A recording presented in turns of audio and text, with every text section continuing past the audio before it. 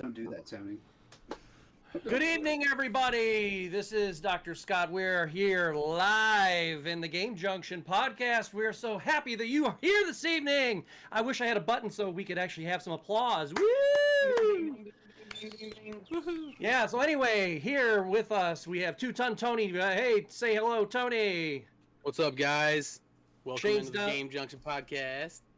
Yeah, Shane's down there in his Tomb of Doom. Look at that. What's I love all up? those games. Yeah. Come hang out. Mark's got the American flag behind him. Say hello, Mark. It's like half an American flag. What's up? Hey, that's better than no American flag. Yes. And of course, we have Brandon up there. Brandon, say hello to America and the rest of the planet. What's And up, our- America? What's up, the world?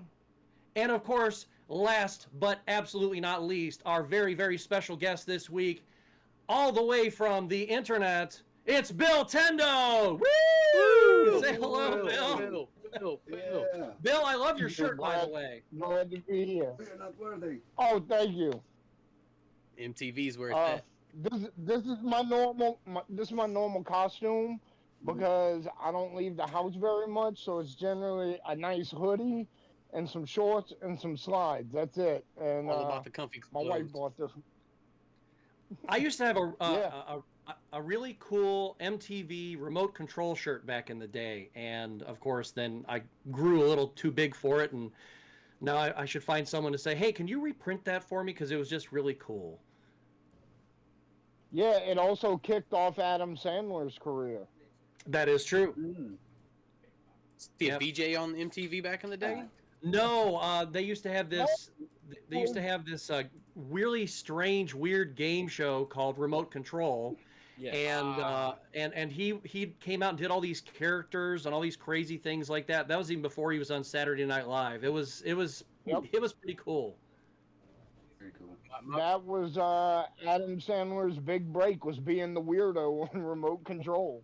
So Yep. I remember the Adam Sandler cassette tapes that had him doing, what was it, like the Something Goes to Homecoming, where he's just like talking shit about, I'm gonna piss in that guy's fucking gas tank, and just talking shit. Like, it was like a whole cassette tape, A and B side, like 2 hours of him just riffing stuff, and he did like the goat.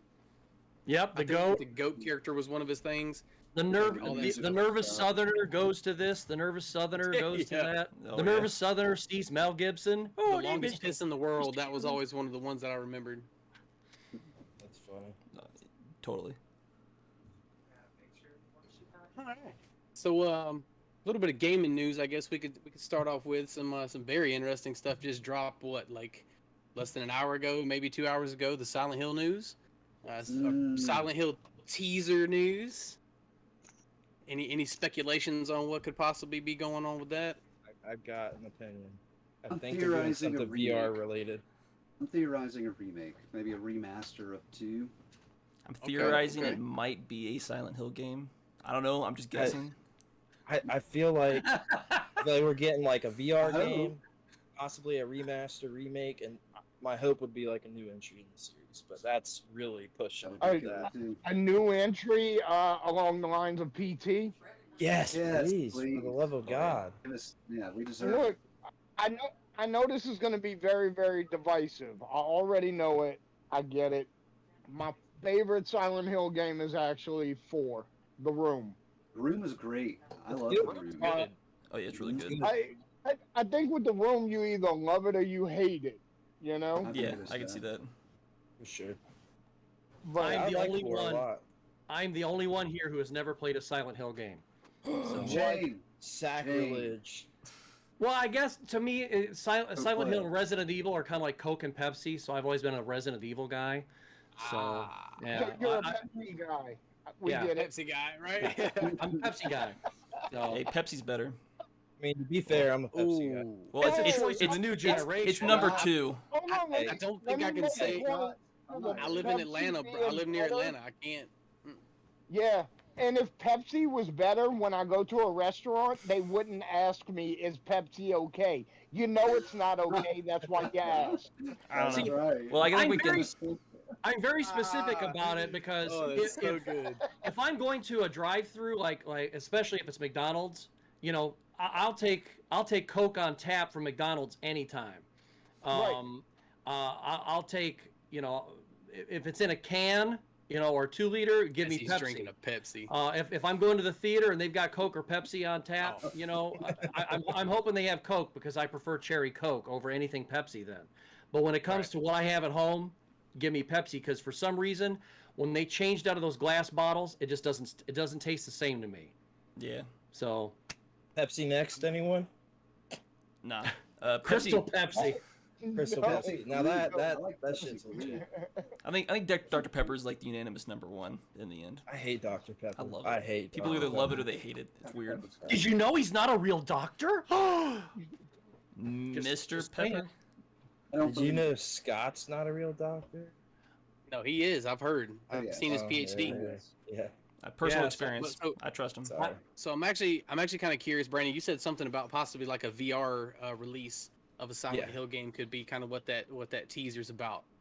I would be very interested in like a Quest version or like even like something that may be a release game for the PS2 VR. Yeah, the Like VR2. if they did something like that, because to me like the VR is one of like the most immersive things when it comes to a horror game. Like you can Yeah. really get into a horror game in VR. So if they did something like Silent Hill VR, I think that would pop off like I feel- crazy. My reasoning behind that is that the Quest Pro just went up for pre-order, and the VR2 is going to be out by March. So I feel like $1,500. 1,500. But hey, people are going to buy it. It doesn't matter. So we were chatting Yeah. about the Quest Pro Facebook. too, though. Like we were actually chatting. Me and Shane were chatting about the Quest Pro or whatever the hell Meta Pro they're calling it. Yeah. It seems like it's more and it- geared for like productivity, like multimedia stuff, like work. But it'll still be used for Boom. gaming, of course. Yeah. It'll still be It will, used in but that way. I just feel like that big price tag comes from all of the other stuff that they're trying to push the use for that I could care less about. And Yeah. hey, there is a Quest 3 Yes. coming. The There is, Pro yeah. is not that, so that's probably what I'll sit out and wait for. Yeah, I I feel think like- if they did a release game for like the PS2 VR with something Silent Hill related like that would be Yes. amazing. I feel like that, and then what Shane was saying, I made a tweet earlier as soon as like within 15 minutes of the announcement that here's what I'm thinking: VR, because we got VR2 coming out by March, right? And then Meta 3, Meta Pro, whatever, whatever is up with those, and then potentially like a remaster, or remake of either 1 through 3, one of them. Probably be 2, but it would be a little weird if they just skipped 1 because I do like 1. Well, and how the tweet, how it says "Restless Dreams," because that was the title of Silent Hill 2 for Xbox. It's Silent Yeah. Hill 2: Restless Dreams. Yeah, so that's, yeah. Well, what that's was what the I thought it was. what was the last original Silent Hill game? What console was that for? Was that Book of PS2? Memories. Was it Homecoming? PS3? It was Book of Memories. PS3, right? Well, no, Xbox no. 360 had 360 and PS. You have had Downpour and Shattered Homecoming. Dream or Downpour. That was right. Downpour and Homecoming. Those Oh, were you my- said home console, right? Mhm. Okay. Yeah, that Oh, would have been 'cause, yeah, Downpour. Because I guess you're right. The Vita entry was the most. Yeah, that was the recent one. last. That was the last game in the series. Even though it's like a completely different Weird. game, but it's Yeah, it's strange. not a Silent Hill. It's not really a Silent Hill. No, Yeah, I mean that's kind of what I'm thinking along the lines of that. I know, Mark. Yeah, I don't think you played any Silent Hill games either, right? Nah, not a big horror gamer. Yeah. I- Yes, that's kind of what I'm thinking. It's like along it's those lines. it's one of my weakest genres. Is it? I don't play sports games, and I do not play any first-person shooter games. None. I have zero interest in FPS. Even to the point where I have tried to play Skyrim probably a dozen times because my sons love it, and because it's first person, I can't play it. I don't like the game. There's a mod to Did they? change that. Don't they give an option? Yeah, I think they give Yeah, an you can option do on some of third those to person. come out to They third do person give on an those. option, but the Mhm. third-person mechanics in Skyrim are It's definitely absolute different. trash. Yeah, it was definitely And designed to be. and it's a different gameplay experience. My sons Completely. love this game, and everybody loves this game, and I want to like it, but I It's been don't on want to what play. 17 first different person. special editions. Yeah, I can definitely see how first person can be a turnoff to some people, because I remember like when I first experienced, I think the first one that I ever experienced, it might have been GoldenEye, and I was kind of like, all right, this is a little strange for me. And then of course later on I graduated to Halo, and I was still playing stuff at that time like Die Hard Trilogy, where it was third person, over the shoulder cameras, things like that. Right. Resident Evil, and it was a lot to get used to. And I had a couple of friends. I had one friend. He was just like, he's the same way, Bill. Absolutely, he does not like first person shooters whatsoever. He's just like, if it's not a third person shooter, over the shoulder, he won't play it. And I mean, he's been a good sport. I mean, we've actually had LAN parties here at the house where we've played Halo, and he pretty much spins around in the circle. We come around and hit him in the back of the head, and that's about it. Yeah. It's a different experience for sure. Yeah. I mean, when I'm playing Shadows of the Empire for Nintendo 64, they have the little first-person sections, and I play those with no problem. But realistically, for me, I got burnt out hard on my first-person game. When I was in college, I was going to night school for computer drafting, and I was probably about 17 at the time, and we had this guy in our class, and he said, hey, I got a friend of a friend that's putting together a game, and they want us to play test it and give them back notes. And we're like, okay, well, beta testing wasn't really a thing back then. This is back in the 90s, around 94, 93, somewhere up in there. And so we tried the game. Might have been as far back as 92. And we tried the game, but we played it a lot. We played it all night for like 6 months. Me and all the dudes in my class, and it was fucking Doom. It was the first Doom. Shit. And after that, like, I had played Wolfenstein, and I played a little Duke Nukem after that, but I was pretty much just done. I'm like, I've played this game. And I understand first person is very, very different now, but it doesn't work the same to me. I like a good third person. Understandable, yeah. Yeah, I mean, they have some really good of those third-person, like, army games as well. I remember, like, Mercenaries back in the day being a really awesome third-person game. And something else with the first person that kind of bugs me is, like, if you get costumes and, like, weapons for your character, you like, can't see it. weapons you can definitely see in first person, but, like, your costumes and stuff, like, why am I wearing a hat? What do I need to put this hat on my character for? I can't even see the damn thing. That So is like, that is a consideration. One thing I like to do in Rainbow Six Vegas too is I like to try to make my character look as ridiculous as possible.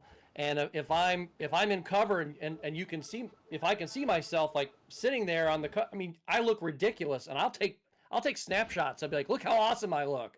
I look like an idiot. My first person shooter was actually on the Game Boy. It's crazy, the original Game Boy. Wow. It's called Baseball 3000. Yeah. Oh, okay. It's kind of That's like crazy. Yeah, that was my first one. Baseball. I think after that, the second one would have been like Chex Quest for the PC. Nice. Yeah. Did you get in on that, like that remake? The that I got on for it? Switch. It's pretty rough, but it's I mean, it's nostalgic. It has to You know be, what I mean? yeah. It's for sure. Very cool. Oh, Sex Quest. We got Kevin Young in the chat. He was one of our vendors at our last show that we did, and he said the one and only Bill Nintendo's in the house, and he said you're not the only person that doesn't play first person games. Don't feel bad. Good company. We actually got somebody on the chat over here. Billtendo, what was your first love for gaming? I think My you're asking, first like, what? your first game that you kind of fell in love with. Like, what started your love for gaming? All right, I tell this story every once in a while. When I was very young, we were super poor. We had barely money for food, so video games wasn't on the menu. So, embarrassingly now, I have to admit that I stole my first Nintendo. I really did. I grew up in New Orleans. I took it. I took that motherfucker. Live it, bro. Live it. Live that shit. So I Whatever. gotta know. We are Was not it a friend's judging you. Nintendo or was it from a store? No, all right. So we lived in the city, and there was this kid who his mother owned a real estate office, and we would go over there all the time and hang out with him. And he had like 4 unopened Nintendos because she was a single mom. He had stacks and stacks of games he had never opened, and they all just like got thrown in the corner. They weren't neat stacks. It was just like tossed over there like it was nothing. Oh my So gosh. I never even noticed it and they- missing. And they never locked their door. So I just walked out with one day, and that was just it. And they and- probably never ever So missed it. No, Nope. Yeah, probably and, not. and that's the thing. So anyway, that's actually not my best memory. So I got on my first one. My grandmother lived about an hour away, and my grandmother bought NES on launch day. She was hype about it. Mm. When my grandmother passed away a couple years ago, she owned every licensed Nintendo game for the cool. NES. For the NES, she never upgraded the Super Nintendo, Nintendo 64. She had a great NES collection. But her and I both used to play Dragon Warrior, which is Dragon Quest now, but Yeah, the first 3 were Dragon Warrior in the US, and we would call each other on the phone, and I'd be like, Momo, I found this. If you go down here, there's this cave, and you'll find this in it. And she'd call me up, and she'd be like, William, you got to go over past these mountains and look at this. I found this last night.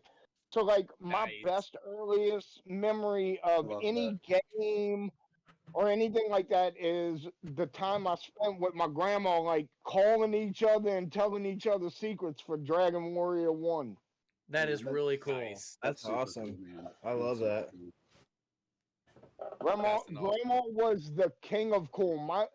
I realized that people don't get the grandmother I got. My grandmother introduced me to comic books. My grandmother introduced me to horror movies and books, Nice. sci-fi fantasy movies and What books. was your grandma's Oh, favorite horror movie? What What would you say? For some reason, her and I probably watched the movie Troll 30, 40 times. And we all- Nice. Excellent. Totally. Looking back on it now, man, those special effects were terrible. Terrible, but I What? love it. No, I love part of it. the charm. So good for the time. It They're was so for the bad, but time. they're good. In my Yeah. heart, I was really, really hoping, Bill, that you were going to say, the thing, by John Carpenter. John Carpenter. But oh well. I mean, at least she was cool enough to introduce you to a lot of cool stuff. That is rare. That someone who is your grandparent to be introducing you to pop culture like that. That's really Right, cool. Sure. Exactly. Sure. She was a hip lady. Yeah, no. Hip My lady. grandparents definitely were Hip not into culture. any pop culture at all. I got my grandmother to play Air Sea Battle with me one time, and she was like, "That's not bad," and then that was it. So I guess I was lucky.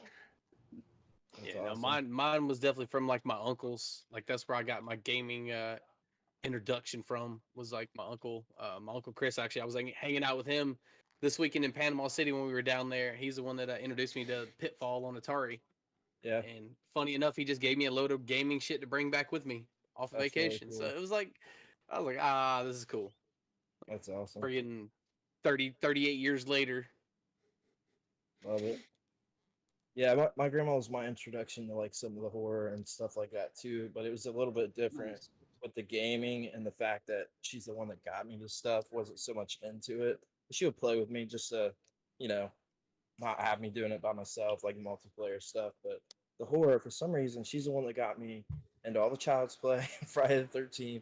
We watched all, like when Freddy vs. Jason came out, we went to that, rented it video on demand, watched that first time when it came out, like weird stuff like that. Here's some popcorn, Brandon. Let's watch him kick And Freddy Krueger's ass. Well, here's the funny part. Immediately, that movie starts with a doc and the chick naked on there. I'll watch it. Yep. Don't look, Grandma. Look, grandmother's titties.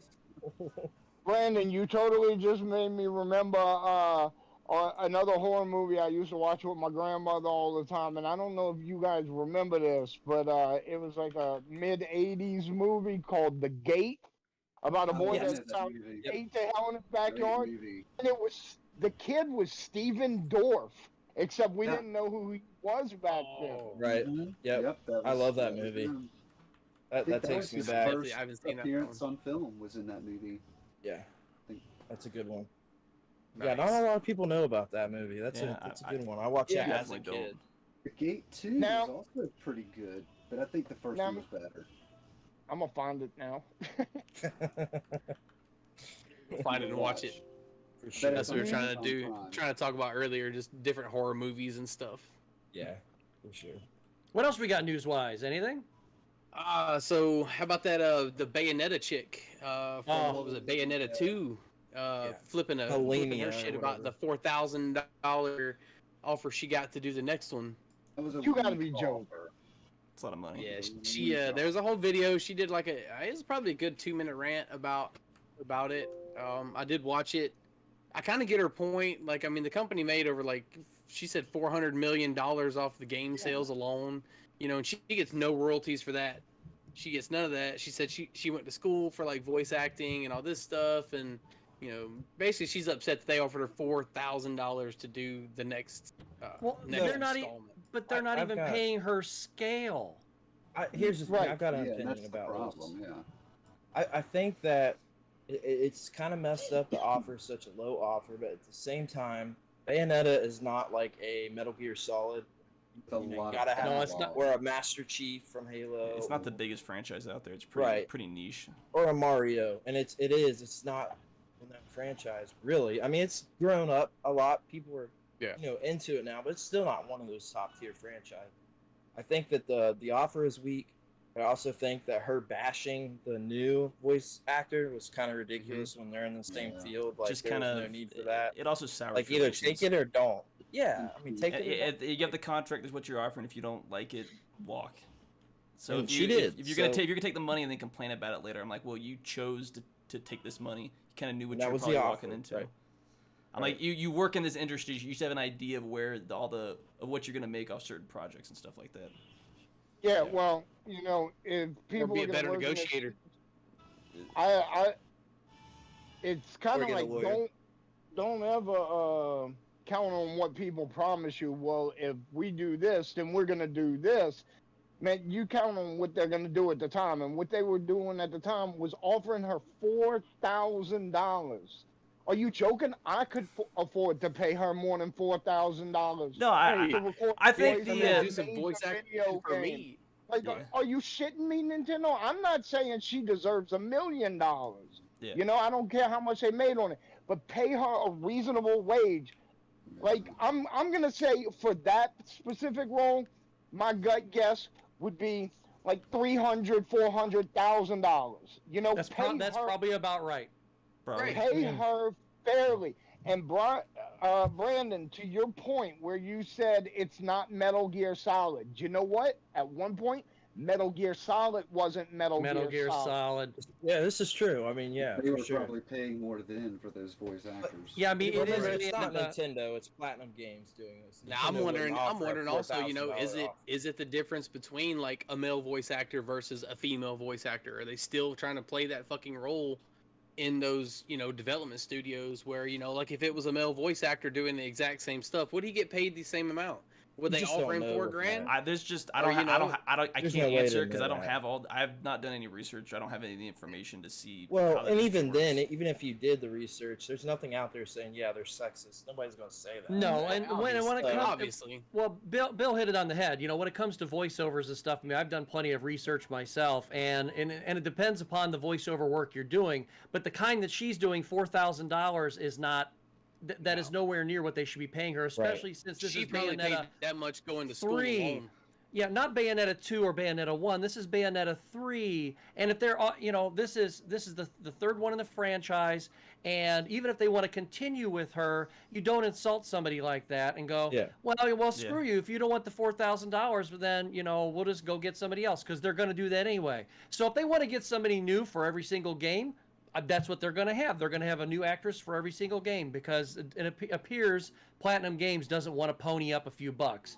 And I understand keeping your black line fat, but at the same time, you can't have all black line and not pay anything out either. So if these cheap bastards don't want to pay out, then I guess you're just going to have a shitty actress coming in there to try to emulate the person that was there beforehand. And here's a good example of that. I was absolutely certain when I was playing the Zombieland game, that twin stick shooter. I was certain that the person who double tap. I was certain that the person who was playing Abigail Breslin's character, I was certain that was not her because everybody else was, imitating the other characters. Okay, come to find out, she was the actual only actress who reprised her role. I thought that they just paid somebody $50 to come in there and imitate somebody. So she may have gotten paid whatever she got paid to come in and do it, but she also did a shitty job playing herself. I didn't even know it was her. So I mean, the guy who played Woody Harrelson's character actually sounded more like Woody Harrelson than Abigail Breslin sounded like playing herself. So I guarantee the guy doing Jesse Eisenberg was more talented than Jesse Eisenberg. Probably, the funny thing about its face.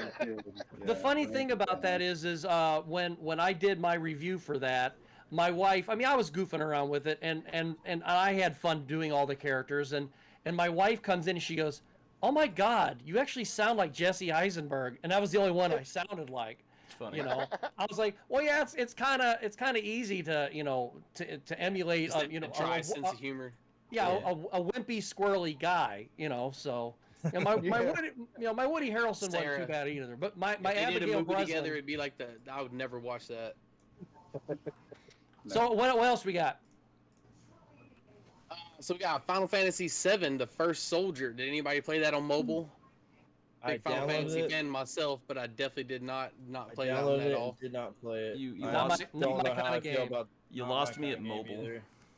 You lost me at It's Final not even Fantasy. that. It's a battle royale game. It's a battle royale Final Fantasy. Like so what? Final Fantasy battle royale with magic and like all kind of stuff. But apparently, Square Enix feels like they did not provide the game experience that they were wanting to offer people, so they are officially shutting that down as of January. Oh no! Already? Shocking. Yeah. You I kidding? don't think it's even been out. I think it maybe came out at the beginning of this year, possibly. Yeah, it just I'm not came out sure this when, year, but- like March or something. Yeah. Didn't make any money at all. Well, I mean, I'm going to turn the game on December 31st and just check out the experience at about midnight. So we'll find out. See how it goes. Just watch it Set go your away. alarm. love it. Yeah, apparently they're working on a 3-stage process to shut the game down. I don't understand why they're doing that. It's like, look, guys, we're done. Just be done. I mean, They don't upset all 15 people that play it, If my computer won't shut off, I can hard shut it off, but I know where the frickin' plug is. Why does it take 3 stages to shut a piece of shit off? You stamp it down the drain. That's it. Done. It's probably to appease those that have like actually spent So money. few people You know what I mean? playing that the company refers to it as Bobby and them. Yeah, pretty much, Yeah. Hey, Bobby and them we gave just some let Bobby and them $15 know this we're week. actually going to shut this thing down. They're gonna Bobby- all 5 people protesting on Twitter. Oh, it's good shit. That's Yeah. such good stuff. Yeah, Bobby and them will be making a post on Twitter later. You guys are bastards for saying that about our game. How dare you, dear Game Junction bastards! You're bashing our failed game. How dare you? We bougie These who are tonight. the ball lickers. We just throw our opinions out there. Hey, Okay, well, hey, sorry. I think that I saw something. Wasn't there a more definitive date about the PS5 with the removable drive? Didn't I see something about that earlier today? I'm not sure. I I didn't catch that one yet. That. I would So like to know that's- about it though. It's definitely happening. Oh, Yeah. yeah. Yeah, and Yeah. So I don't know. Well, and apparently one thing that I saw when I was watching Review Tech USA, Oh, I think it was earlier this week, and I think Rich, he was watching a story, and he said something about that Sony's going to make, because of the way the chipset is going to be, and it's going to be like, I think it's going to be 7 nanometers or something like that. It's going to be easier for them to produce more chips, so they can actually make more PS5s, so they'll be more readily available and get more on the shelves. So, good, because like I said, I have never seen one live in the flesh on a shelf. I've seen I've seen Xboxes, but I've never seen a PS5 on a shelf. I just seen a saw couple my here and there first walking through Series Walmart. X. Yeah, I just saw my first Series X. I was in small actually, town, about to say about 3 weeks ago. I was gonna And say. I've, Oh, you still going? go ahead. No, I was just gonna say I was at my close GameStop here like on Friday. They were like, "Hey, like this weekend we're gonna like have PlayStation 5. They're actually gonna have it like in the store for the first time." Yeah, So, but yeah, but is it one of those things where they're doing all those bundles? Bundle, Because yes. I hate I don't know. that. They're only selling in bundles. They will only I sell I don't. bundles. I already have one. I've had one for like 2 years, so I'm not really worried about it. Same. If you want one bad enough, it is so easy to go online, follow these places that are always tweeting them out every day. Yeah. I still get alerts every single day. I for can't PS5s. afford one now anyway, so maybe I'll go to that to those people's house that they had the pile of Nintendos and they got a pile of PS5s now. Maybe I can They swipe one probably from there. do though. They probably got a sure. bigger pile of PS5s. Yeah, Bill, hit Yeah, up. what is Well, the Bill, price if you have that Yeah. address, I'd appreciate it. That way I can. Still Yeah, got for that sure. childhood friends number. So, like, do we have any specs about this removable drive model? I mean, what are the advantages of this? I do know. I think here's what I think you're talking about. Actually, Scott, I think you're talking about there's a news story that's gone out yesterday, but it's been making the rounds today that the mid-generation upgrade is already in the hands of developers. So like that's 100% that their mid-generation upgrade that they always do is out to all developers to work on their games. They said that they weren't going to do that shit. Right, and they are. I mean, it's a confirmed. It's everywhere. So that one is 100%. But it is a little wild that we're 2 years in. I get it because we might not see that for 3 more years. So that would be 5 years of system being out. So I mean, it kind of would make sense. But I'm like, I just got my PS5 2 years ago. Like it seems weird to It's talk not about ready. that already. Well, Yeah. basically the benefit for that, and also because even Microsoft is coming out with a drive that you'll be able to hook up to the Series S or the Series X for that matter. Because there are people out there who are saying, hey, number one, they recognize that there is a need. And number two, they also recognize that they can make money from that need. So if there's somebody who's saying, hey, I wanted to go to Torg and buy some games, but I can't because I can't hook it up. I can't hook it up to my Series S, or I can't hook it up to my digital PS5. But now that I've got this external drive that'll work, I'll be able to buy whatever I want used from GameStop, or I'll be able to buy disc, because there are people out there who know that you are rarely going to see a top tier game come down in price. However, at Walmart or at Target or at a garage sale, it's going to drop down in price, and that people are still doing that. We have not reached the plateau of expendable cash where people are going to say, oh, that's right, I'm okay for paying $60 and $70 for a game that's 4 years old in a digital store. Right. Yeah, you know what? I do. There's like two sides of this coin I'm thinking about. So I think there are that crowd of people that are saying, hey, if I buy this physical, if I don't want to play the game anymore, I'm done with it, I beat it, I can resell it. Yep. Digital, I'm buying it full price at launch. They run sales here and there, but most of these games generally stay between like the 30 to 40, even on a sale. Yep. Some of these games that come out 2-3 weeks later are already dropped down half in price. Like I see it all the time myself. So it's I see people jumping on the physical train, but at the same time, there's still people that are exclusively digital. Like Lucas said, is in the Game Junction lounge. He's exclusively digital on all the new consoles. Like he doesn't want physical for it. So I don't know. And teach their own, I guess. Yeah. I can understand why somebody might want digital. I get it. I mean, you know, look behind ease of access. You know. well, that, but look behind all of us. I mean, most of us have a big Room, library takes up room. behind, and you know, Well, when you got to mine's when you got more to in move that front shit. of me. This is all living room behind me that you're seeing. He's lying. He has nothing. But That that's shit. But there's a buddy of mine. He told me that on last generation with his Xbox One and his PS4, everything he had was digital, and right. he and his brother, I think they're sharing the same library, and that's fine. And I was just like, oh, so you That actually have works. 0 games at your house? And he was like, I have 0 physical games whatsoever, for that generation. And I was like, okay, so, you know, your PS3, your PS2, stuff like that. He goes, the stuff I have left, of course, I've got physical because that was the only way I bought it.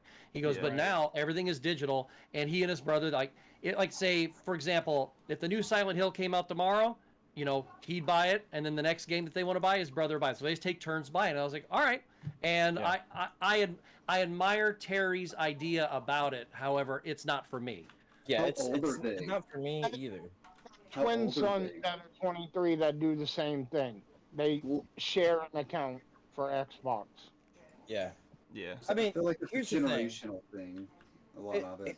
I do see. Okay, so I can't say I don't have digital games because I actually have like PS5. Oh, yeah, I got a have few. way more digital games, but here's the reason why. PS Plus, 3 free games every month. Claim those, right? Then there's also these sales that like I get games that are like $1 or $2. I don't spend anything over like $10 on a digital game ever, and even then, that's a lot for me. Like $10 on a digital game, that's pushing it for me. So there's tons of these sales. You know, the PS Plus monthly sales. Like I'll get a game for $1 or $2. Like okay, well this game's not even physical. I'll grab that. Or you know, the physical price is still more expensive, and I don't care that much. But like PS5, I'm collecting physical. Like I'm actively going out of my way to collect those physicals. So like if I know I'm going to get it that way, won't worry about it. If it's dirt cheap, I'll grab it. And then, like I said, three free games every month for I don't know what 6 years or something. So I've got over 500 digital games on my PS5. Like it's just how it goes. Here's my question about that though, because I know when I had the Xbox Live service for my 360, any free games that I got with Games with Gold, you know, those games were mine. And Mhm. even if I let it lapse, you know, whether it be if I was doing a month to you own month or if I those. did, I own those. But with you know all my PSN games, I don't have PSN right now, and all of my games that are in my library, them. they're locked. Yeah. You know, and it's just like, well, you gave them to me, didn't you? Yeah, I gave them to you. Yeah, Oh. it's different with them with that for sure. I do the same thing with Xbox. So I didn't even have a PS4 for a while. I didn't get it anytime at launch. So Xbox, my stuff's all the way back to 360 since the beginning. So Xbox is like, I must have over 1,000 digital games on the Series X because of that. Like, it's just ridiculous. And you do own those, so you have them offline. Like your console's disconnected, you can play those if they're not an online game, right? So it's weird with PlayStation. I don't know why they do that, but I saw a story recently about them shutting that off, about having to have access to PSN. So if that's the case, you don't own those, right? I mean, that's all there is to it. You have to pay. Yeah, and that's the way it is. DRM. It reminds me. It kind of reminds me of a drug dealer. It's like, oh hey, well, you know, we'll give you the first taste for free, but you got to keep coming back. You know, you got to keep signing up to keep your library open. Yeah, right. But Every you know, month. Microsoft, who is out in Redmond, they're not doing the Japanese thing. You know, they're not doing the Yakuza thing where it's like, you know, let's be the Japanese mafia and keep them coming back for more. It's like, no, we gave you the damn game. It's your game. We don't give a crap because it's an old game. You know. But and you only have that limited window to claim that game anyway, like once a month. And there's been tons of games that I just let go because I wasn't paying attention. I'm like, oh shit, that was last month. Oh well. Yeah. But I understand the business model. I get it, you know, because it's just like, oh, if you want to keep, if you want to keep your library open, you better keep ponying up your money, bitch. So I get it. I get it. Racket. They're Racket, not. yeah. Yeah, they're not as I don't know what the word I'm trying to think of is, but like you know, friendly to the gamers as like Xbox has been for these past 2 generations, and the fact that like you get all these free upgrades for games, you have to pay for Consumer nothing. friendly. Yeah, consumer friendly. It like, has flip flopped big time in the past few because years. it wasn't that way with the original Xbox and PS3. That wasn't the case. No. It was the opposite. But they flipped and saw that making backwards compatibility and importance is something they care about.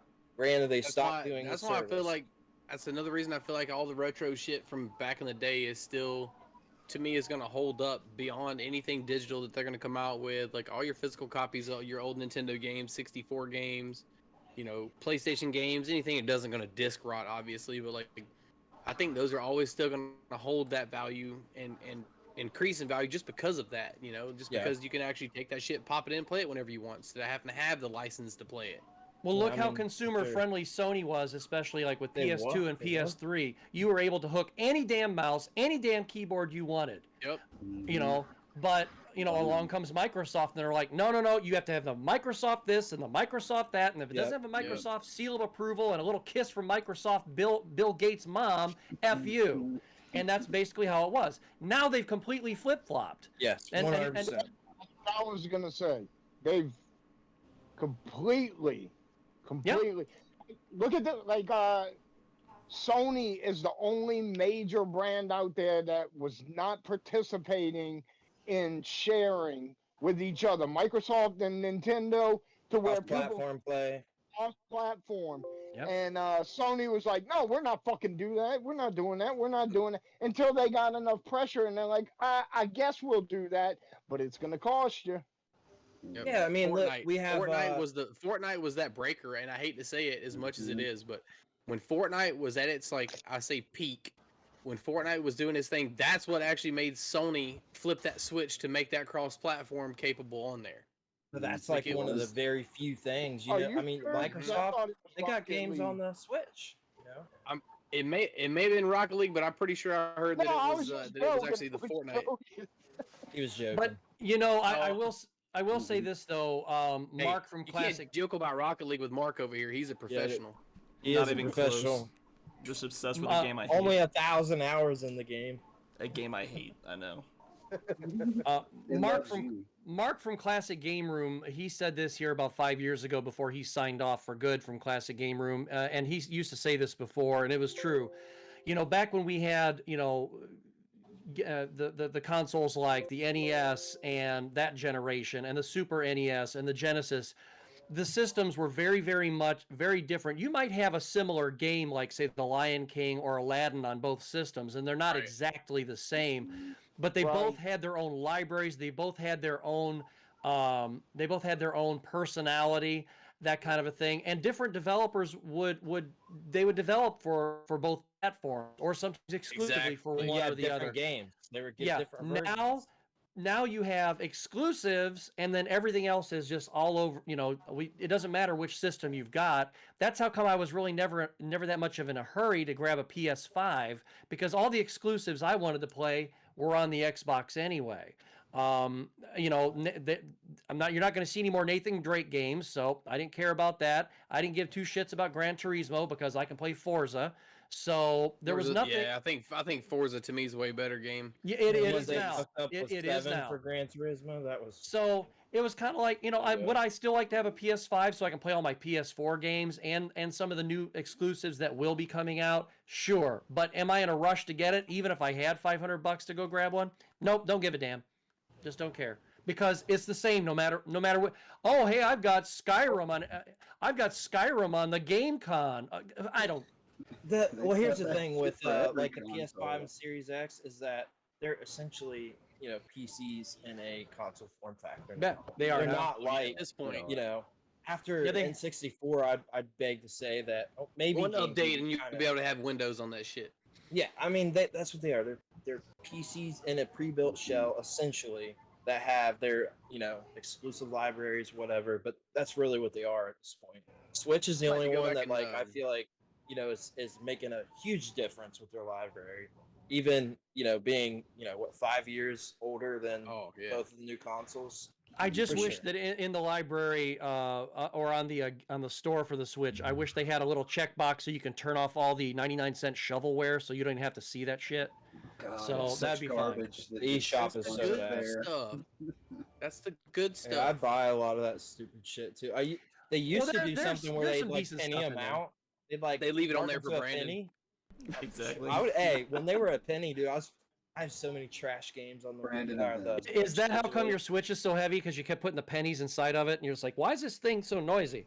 Basically, yeah. There's like 150 digital games on there, mostly trash. So. I bought most of those for like a penny. I'm not kidding you. Before they did like the marker where they would do Yeah. like $2.99 or whatever, $2.99. they marked. Yeah, I used to get them for a penny, and I was like, okay, It's a penny too penny, much. 2 cents with tax. You paid too much. Highway robbery, I tell you. Yeah, I agree. Yeah, but I mean, if nothing else, at least you could throw everything in the case away and just keep the actual damn case itself. That's worth the Yeah. penny. Yeah, that's what I'm saying. I've never actually bought a digital game. Nice. Good for you. We're proud I of you, like that. Billy. I like that. Right. I like I it like too. that. Yeah, right. You I know, love it. I'm just a sucker for some titles. that's not very get the digital, future so- of me because, physical media is going away as far as the new consoles go. I'm going think to this keep is all the my last. old physical media, Yeah. but they're not producing the physical media, and they're going to produce less of it as time goes on. And as far as adapting to that, I certainly have not. And I don't plan on adapting to it myself either, because if they ever come out with a digital only system where you will Straight to never PC for me. yeah, that would probably be it. My son even told me, he goes, I don't even know why you don't have a gaming PC now. He was just like, I was like, I just have. No, I won't either. I Gaming- never adapted the digital only on PC. But ever. no, PC is the superior way to game. I think if it ever went that way, and I'm with Bill, it'd be like, okay, well, I guess I'm going to be going to a lot more gaming expos and buying a lot more games that I don't have now, That's what- because Yeah, our libraries, I mean- we probably already have thousands and thousands and thousands of hours Oh, of game yeah. time, right? So, like, I are we have- really going to miss out? right Like, are behind any me, of us really going to miss out? just Not that really. I have stuff I've never touched yet, and that's not Yeah, even same. all of it. that I bought 5 And- years ago on my shelf, literally. Yeah. I mean, And- it's And my collection here is probably minuscule by comparison to your guys. So, I mean, I have stuff I've traded in shit that's that I've never touched. yeah, I most of this I probably played like 5% of what I have. That's And just the truth. And I have plenty of games that I have no problem going back through, or stuff that I'm still playing even now. Hey, give me Halo again. Give me Rainbow Six Vegas again. I'm talking old games. I'll play them again, and I'm still going to be entertained. I don't need Bayonetta 3 with the fake chick who isn't the right voice. Yeah, we're all right. Tell me how you really feel. Exactly. Hot Let take. it out. Hey, that's what I'm here for, color commentary, Yes, Well, listen, sir. I got Bayonetta 1, the re-release for Switch. It's been I like- realize I'm the Really? Jesse Ventura of this Yeah. group. I know. That thing's probably going to stay sealed for another like 6 months. Right? Like that's just how it goes. Get a grade. It's a time thing. It's not a. I could game all the time, play all these, sure, but do I have the So- time? Never. So, question: ever. if you had to pick one console, I know this is going to be a tough one. One console and one library. You could have any game from that console's library, but that's the only thing you could play from now on. No new gen You got- consoles, nothing beyond that. Switch. One and easy. done. Switch. I got my 100%. commentator behind me says the PS2. Oof. That's the biggest library, but the best games. I mean, So I would the- say that I beg to say that like 3/4 of those are pretty trash games. Like PS2 is great. Don't get me wrong. I love it. I've Yeah, got a he- modded PS2. You're right. Brandon is on Switch. All right. What about you, Scott? What's your pick? Yeah. I'm going to cheat, and I'm going to say my Series X, because it's backward compatible with a lot of the stuff that I've got, and there's a lot of things that were on PS3 that were on that were also on Xbox 360. I can play a vast majority of stuff that's out there 2-3 generations back, so But it'll be you- my Series X. Pretty But you solid. realize it's still going to be all Xbox, right? A good deal of it is, yeah. Billy's on I'm- N64, right? No, actually, no. I would be hard torn between PS2 because I really enjoyed the library and the Switch. The Switch has an amazing Everything. library. Everything. It's got a ton. I I mean, mean, I can play dude, everything I PS1. want to play. Alex, I have the Alex Kidd set for Yep. I hadn't played that since Mega Drive, you know, Right. and I have that on my Switch now, and it's awesome. And then we have brand new games on the Switch, and it's got everything in between. Yep. You I know? agree. It does retro and modern super for sure. Yeah. That's my reasoning. It's got so much like retro gaming on it. I get my fix on there all day. Sure, I'm not playing on a CRT like I would prefer, but you're playing the game. It doesn't really matter at the end of the day. That's just a preference. That's my I think that'd be a opinion. good one as well. Just, I mean, the portability of it. Also, the fact that you could, slap that bitch in a dock and play it on your TV. And that OLED You know? screen, I don't care what anybody says. It does make it. It makes a difference. It looks. Mark, fucking Mark, what about you? Mark's What's pick. what's yours? I'm not sure. PC? It's a I mean, toss up it's hard, between. it's hard Does it to it's count? hard to narrow it down because I To almost just said one? 360 and I almost said PS2. So Right. I don't know, because I play a bunch of games across a bunch of different generations of consoles, so it's really hard to narrow down just one. I mean, I probably would lean towards PC just because it's more flexible. You're stuck with digital only with newer stuff, but Boo. it's got emulation at least, so. I mean, hey, he's not wrong. It does have Emulate emulation. anything. I mean, you try hard enough, you wait long enough, eventually the emulation will get there. Well, I'm What's going happened? with PS1 just because. I mean, they've officially jailbroken the PS5 already, so You I'm said sure they'll have PS1, you emulated for Shane? that before long. Yeah, PS1. It's got a really big library, a lot of iconic stuff. You know me, I'm a sucker RPGs. for an RPG, and I mean, Yes. damn, is there a lot of. great ones but on if you there. said PS3, you can play all of your PS1 games on it. So there you go. Well, If you get that early version. Nope, Yeah. nope. get- All versions of the PS3 play PS1 games. Yeah, it's just That's this true. one's That's only right, it's the backwards black, that's right. The compatible black with disc games they PS2. will play. That's Yeah. right. Yeah. That's right. And it'll actually make a digital memory card on the system for you as Yep. well. Well, how Yeah, about give me the PlayStation 1 library, but let me play it on a backward compatible 3 so I can get that faster loading times and better. And also get all the Visual PS2. quality.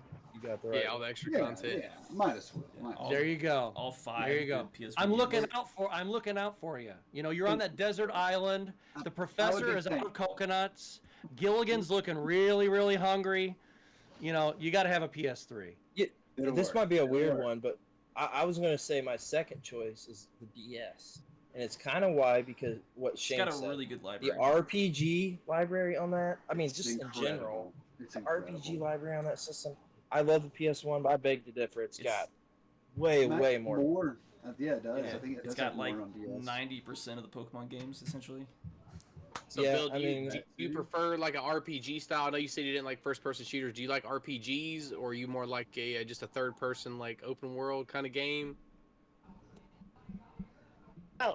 I love RPGs. Okay. My man. You know that I have a major obsession with Zelda, and I know there's a whole argument that Zelda is not a true RPG, and it's an action adventure puzzle game with RPG elements. Okay, I kind of get that, but guess what? Every game is technically an RPG because you're Yeah. playing the role. Playing a shit. role. So I like because I like Zelda so much, I like my RPGs to have a little bit more of an action adventure lean to it instead of a hard RPG. Turn-based can even be okay depending on how it's pulled off. If it's too strict and it's just letterbox turn-based, I'm not as much into that, as I would rather swing my own sword given the opportunity. Oh, yeah. So yeah, I definitely understand that that more action-based RPG element to it. Now I did have kind of a hard time with that because I played a lot of the turn-based RPGs from earlier consoles, like Breath of Fire, stuff like that as well. Then I played some of what was the one for Sega? Is it Alundra's Dream? Is that one that's more of like that action style? Alundra was Right. PlayStation. Okay, what was there was one for Sega that I played that was kind of that same style, like top down. You got your sword, Crusader you of actually, Sin. maybe something like that. But I do remember like Fantasy moving over to that Star. style RPG, and I'm like, oh, this is totally different, and it kind of threw me for a loop on it. And then especially like going from like a Final Fantasy VII style turn-based RPG to going like jumping to 15 where you're in straight action, action buttons. Yeah, it's Yeah. a button masher. Yeah, button masher. Right. It Pretty really much. almost is, you know? It's like I love the Final Fantasy series, but yeah, I'm a little turned away by what the combat mechanics have become. I like kind of relaxing, planning ahead, thinking strategically, but when shit's like that, you can't just hit buttons quick. That's all you can really do.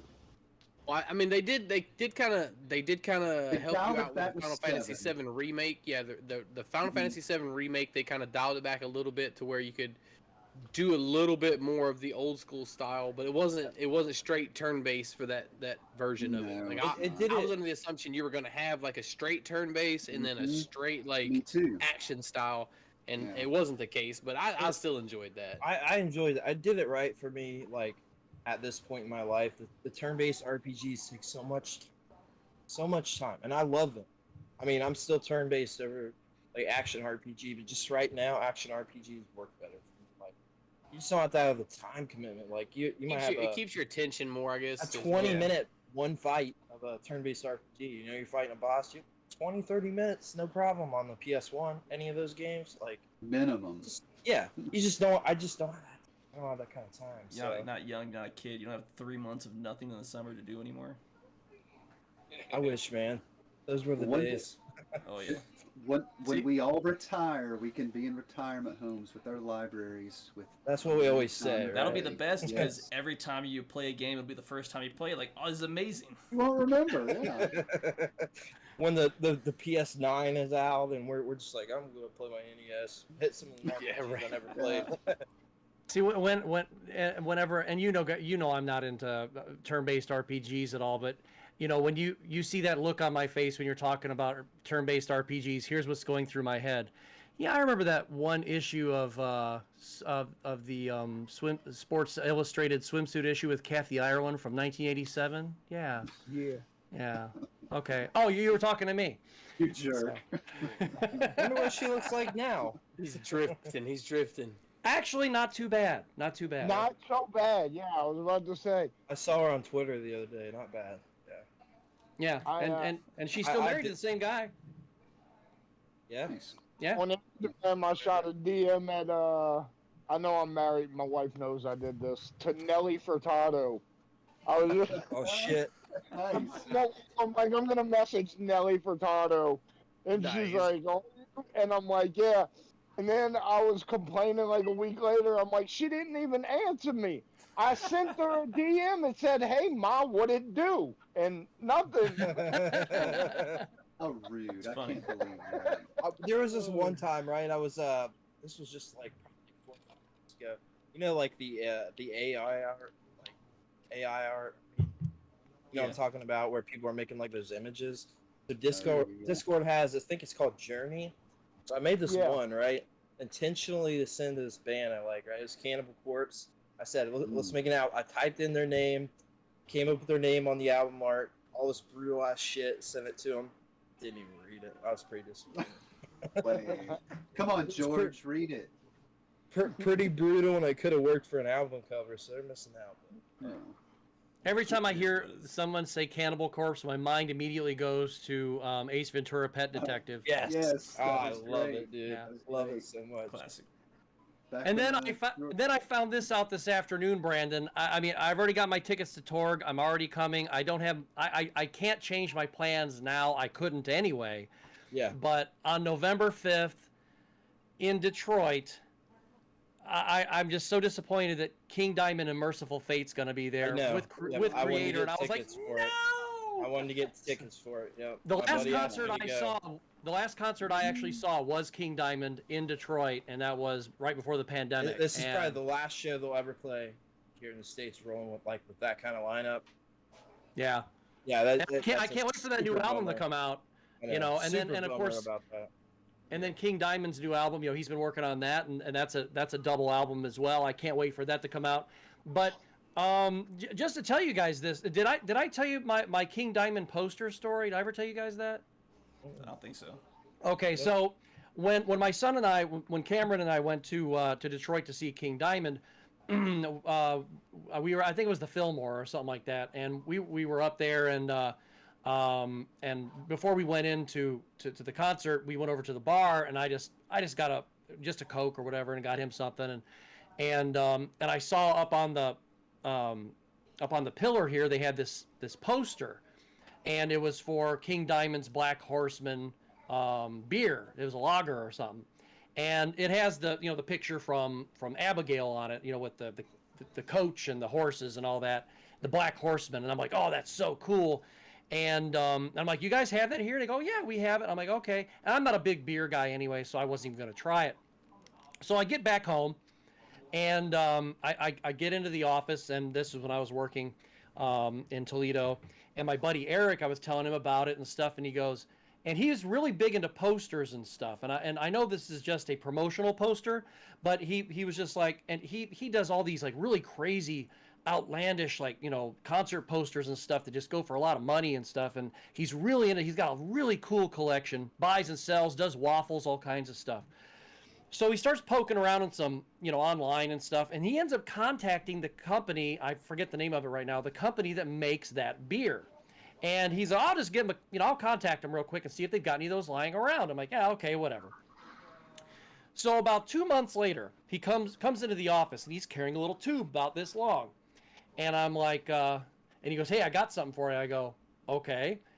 And he sets his stuff down, and he hands it to me, and he goes, all right. And I'm like, he's like making this big deal of this tube, and I'm like, he hands it to me. You done forgot about it. No. Well, yeah, I did. So I open it up, and I pull this out, and he goes, well, remember I contacted that company that sold the beer, the Black Horseman, and makes it. And I go, yeah. So I open it up, and it's one of those Black Horseman posters, and it's it's like about a 14 by 17 size, standard. And I was like, oh, this is so cool. And he goes, hey, I'm gonna go tell Joe, our boss. I'm gonna go tell Joe something, and I'll be right back. And I'm looking at this poster, kind of smiling like a kid at Christmas, until I start noticing something right in the middle of it. There's this silver writing, and I'm like, no. And I'm looking at it, and I look up King Diamond's signature online, and sure enough, it's signed. And it's not like, it's not like embedded into the poster. This was actually signed on there. I go, what the hell? And I'm like, Eric, come here. And he goes, what? I go, did you see this? And he goes, I had a real quick glance at it, but he goes, I noticed something on there, but I didn't really look at it. And I said, this is King Diamond's signature. And he goes, huh. He goes, I wonder if it's real. And I go, well, it looks like it's real. So he contacts the guy at the company, and he says, hey, I got a question. He goes, you sent me a poster for my buddy, and it's got this signature on it. And he goes, oh, yeah, King actually came in, and he signed about 1,000 of them, so I sent you one of those. We had an extra. I was like, holy shit! Nice. So, Awesome. That's Yeah, crazy. nice. This is completely off topic, guys, but Fighting Game Championship just retweeted my video of me beating Darkstalkers 4. woo! Cool. That's dope. That's dope. Darkstalkers. That's one of those fighting games I never got into. I seen it played a lot, but I never actually played it myself. Yeah, that one never came here. It's actually called Vampire Saviors 2. I just roll with the easier title. It's Darkstalkers. It came out on that. Saturn in Japan? No, it was arcade only. It came out on this. Okay, it was only it's the arcade. first console release ever for cool. 3 and 4. Oh, nice. I beat Great that yesterday. That was kind of cool. Hell It's yeah. hard as shit. So fucking hard. 2 continues, but I beat it. So here, I've got one that's kind of off current topic, but on general topics. All right, Brandon, I know you know this one. So, do you remember Scorn? Do you remember Yes. playing a demo on PlayStation for Scorn? So I you do. know I got it. Yeah, I want to check that got out. downloaded on my Xbox now. Well, yeah, because it's not coming to PlayStation, and I have a Series X that I just literally have not opened because I haven't had a need to. It's like I would just wait until Now you something do. comes out for it. All right, but and it's only digital, also, Mhm. correct? Yeah, Game Pass. Yep. That's where they get you. Okay, so yeah, it'll be in Game Pass. All right. Yeah, that's how I downloaded it. Yeah, Game Pass. Yeah, I think that game will be the reason to open that console because I thought I was crazy because Gabby was telling me when we were looking at it, she's like, "We played that." Nice. Oh yeah, that's a nice poster. Just came out yesterday. But yeah, she was trying to tell me, she's like, "We played that before." I'm telling you. Like, no, it's Xbox only. And There is a demo. Yeah. well, yeah, she showed it to me. She's like, "No, we played a demo. See, the demo came out on PlayStation." She's like, "Oh shit." Yeah, it did. Yeah. How did that end up happening so that it's not going to be on PlayStation now? They made a deal. Yeah, Microsoft made them. They got expendable money. They made it. Is it going to be exclusive, or is it going to be timed? It's exclusive. It's exclusive. Yep, Huh. digital only. I imagine that now that Limited Run Games is doing Xbox games, that we'll get one. Maybe. You guys remember the times of the fake exclusives? Yeah. Resident Evil 4. Yeah. The worst. GameCube. The GameCube was absolutely the worst violator of it. Only on GameCube in the corner of half the freaking games, and then at best that meant only on GameCube for 3 months, and then everywhere was also. Right. Yeah. Yeah, they were definitely the worst offender.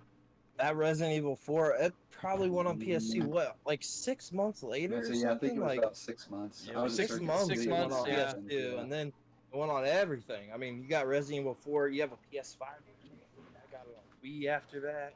And it's also on the 360, Xbox GameCon. The GameCon. It's also on the GameCom, yes. Yeah. It was a timed exclusive. It's wild. It's wild. Well, Nintendo didn't brand it that tell you way. timed, though. nor They did don't Capcom. specify timed exclusive. It's just like he said, only on GameCube, and then Right boom, now. only on There's, like- everything else as well. Well, that's If what anybody ever surprised. gets the chance, Yeah. there's probably several videos on it, but there's like a whole story behind that. Check into that on YouTube. I've watched a few videos on that, on why that happened. So it's kind of a Capcom being dickish type of thing. It was supposed to be an exclusive, so that wasn't on Nintendo for that. I'm sure that they found some wording. It's like, well, you didn't specify this, so we're gonna Yep, sell it everywhere exactly. else too. You got Well, 100%. Yeah. that's what surprised me at that time was because I remember it was like PlayStation was the place to play Resident Evil, and then it was like okay, and I think that was one of the reasons why I even bought a GameCube. I was like, okay, well if I'm gonna play Resident Evil, I guess I better get a GameCube, in which I A did. lot of people did that. I think that most people also don't know that the GameCube like spec wise, is actually the better console to play most games. Oh, on for yeah, that they generation. just really, yeah. chose It's a more really- powerful console. I don't know why they didn't So, go with the let me- regular disc. I'm gonna throw this out there, I know and why. I know this is a hot take on the Resident Evil subject, but I stand by it. And if you don't take my word for it, you gotta check it out for yourself, and then you're gonna come back and you're gonna be like, yeah, you're right. The absolute best way to play Resident Evil 4 is on Wii, and I don't like the Wii. It's my least favorite console ever. But Resident Evil 4 looks better and plays better on the Wii than anywhere else. I can't say I've played. Yeah, I didn't play it on the Wii. I can see it started working playing it. well. I started playing it on the Wii. I'll have to turn around and see if I still have it. I started playing it on the Wii, and the controls for it were fantastic on the Wii. Especially since you were able to actually aim your gun, using Right. the nunchuck. So yeah, it was actually really good playing it on the Wii. Yeah, That over the top killed me on 4. That kind of over the shoulder that's when they first started. That was with 4, and that always fucked with me. So I could imagine playing that on the Wii being a little better to aim, like easier to aim. Best version, easy. Still my way to go when I play that. I usually play it once a year. It's the Wii version for sure. Of course. So I wonder if they just put more time into the port on that one. Then I wonder if they just put more effort into the actual port of it for the Wii. I must have traded that one off because the only one that I still have is the Dark Side Chronicles. So it's essentially the same exact version as the Wii game, just with most like because the GameCube version. The if we GameCube both is need a basically a Scott- Wii, right? It's motion controls. That's what the Wii is. So Pretty much, Yeah. yeah. I think that like those motion controls just work for that. I think that's like that game works well with motion controls. Well, it's like Manhunt 2. That's probably the Best you know, version to play on the that's the is best on the Wii. version to play is on the Wii, and also, well, the only version to play, but for Mad World, and we talked about that before. You know, Good one. there's not many motion control games for the Wii that I'm really into, but that is one Right. where it's really necessary, and it makes sense how there's nothing really gimmicky about it. It works well, and I would say Bully as well, another Rockstar's game. I think that's the best way to play that game. I never played Scholarship that edition. on Those are there. good games. Yeah, It's good. It's good. That's if I want to play it, it's on the. that was one of those games that I've had 3 or 4 games. I've had 3 or 4 that it's just like I've gone from system to system to system and never finished the previous one because I either traded it or lent it to somebody or something like that. And then because I started off with the PS2 version, and then this I got this in the last couple of years, and then eventually I moved on to the Xbox 360 version, which it just doesn't behave the same way. It does. Yeah. It's kind of buggy. Wait. Yeah, And- you know what's funny about that is I was just talking yesterday with someone. Well, when you talk about the generation, the Wii, the PS3, and the 360, PS3 had the Blu-ray disc, right? So you would think Yep. that usually it would have the higher specs, but it was almost always the 360 version. With Yep. that one, for some reason, I had an issue with the 360 version. Perfectly fine on the PS3 though. But yeah, that was always a weird thing. You get a game we talked about in the video, Scott.